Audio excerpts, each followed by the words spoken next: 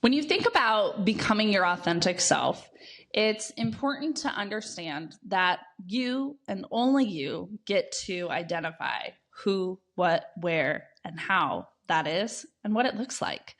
The thing about identity is we get lost in the conditioning of our parents, our family, our friends, church, neighbors, society at large.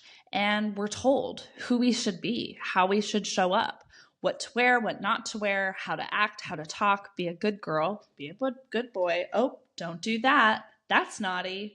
And the universe wants us to come back to our authentic self. The universe, God, spirit, whatever you believe in, whatever higher power you identify with, they want you to be you. And none of the labels that society has put on you matter. And so how is it that we tap back into who we are? How is it that we claim our identity? How is it that we connect back into who we're always meant to be? My name's Karissa Dean. I'm a life and business coach, and I'm really excited to talk to you today about identity and becoming your authentic self.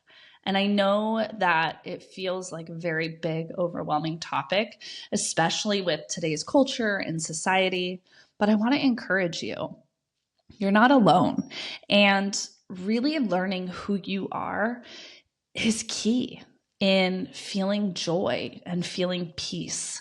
When we become ourselves, when we return home to ourselves, that is when the ultimate life existence is tapped in. When we really become ourselves, that is the inner peace. That's the juicy goodness. That is the joy. That is like the abundance that we crave so desperately in life, yet few of us will ever fully experience.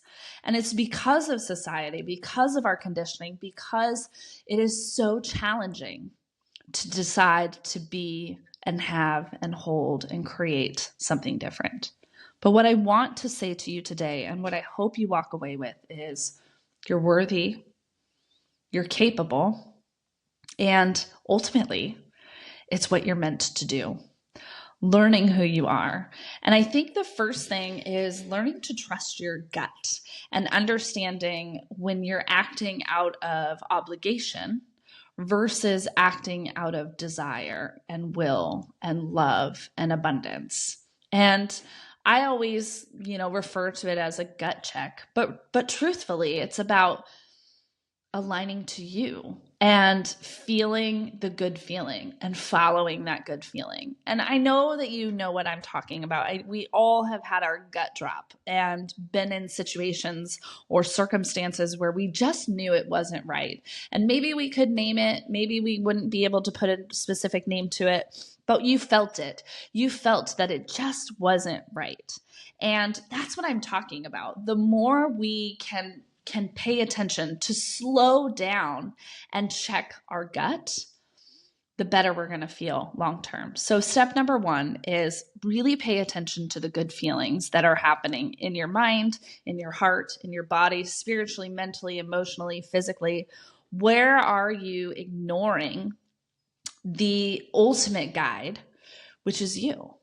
And where are you saying yes to things that really need to be a no? And this leads us into the second thing that I think is really important is boundaries. And I'll be the first to tell you, I am inconsistent sometimes when it comes to boundaries. Sometimes they're non-existent, and other times I'm too rigid and hard. And boundaries are challenging because other people have boundaries and we have to respect their boundaries while trying to also navigate, well, my boundary has conflict with your boundary. And then what do we do? But ultimately, boundaries protect us. And the goal of a boundary is to help keep what's not serving us, right? Those gut drops, to keep those out and away from our physical, mental, and emotional well-being. So where in your life are your boundaries inconsistent or blurred? And, or maybe too rigid, right? Because sometimes if we just are living in this tight box of like not being open. We're too rigid to accept and see the blessings and receive goodness. So notice your gut, check in on those boundaries and see where and what needs to happen. And the third thing is start paying attention to the people, the places, the people, the places, the situations, the environments. Where are you receiving and feeling inspiration and creativity? Where are you feeling fueled? And then where are you seeing energy leaks? Where are you feeling like, this person drains me, or like this restaurant drains me, or my work really drains me? It could be jumping back as simple as I need to implement a boundary. But it could also be like, this is not the right environment for me. I don't thrive in this dynamic, and I need to change my dynamic. And I'm not advocating for you to do a giant 180 and change your whole life and quit everything and go live off the grid. But if you can just start to cultivate curiosity. So you're just starting to get curious around what's working and what's not working in your life, and where are you feeling good and where are you feeling like, oh, this is really like not great for me. I think that learning to love yourself is the ultimate in identity. And so the fourth thing that I would offer you today is, are you impeding your ability to be your best self?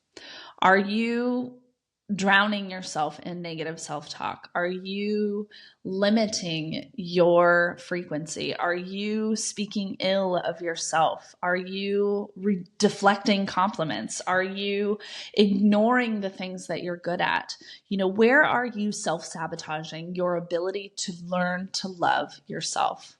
Because that's so important. We cannot step into our authentic self. We cannot align and become if we are ignoring the love that must come for the self first. We have to love ourselves.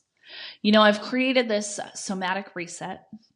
It's in the link in my bio. You can download it. And it is something that I've created for you that will bring you back to the present moment and hopefully help start you to align and identify those gut checks. So I would love for you to either say reset in the comments or head to the link in my bio and download your free somatic reset to help you align to your authentic self and start identifying with the best version of you. If you like this video, please also make sure to subscribe, because we have more great content coming every week, and it is my pleasure to be here with you, and I hope that you'll stick around.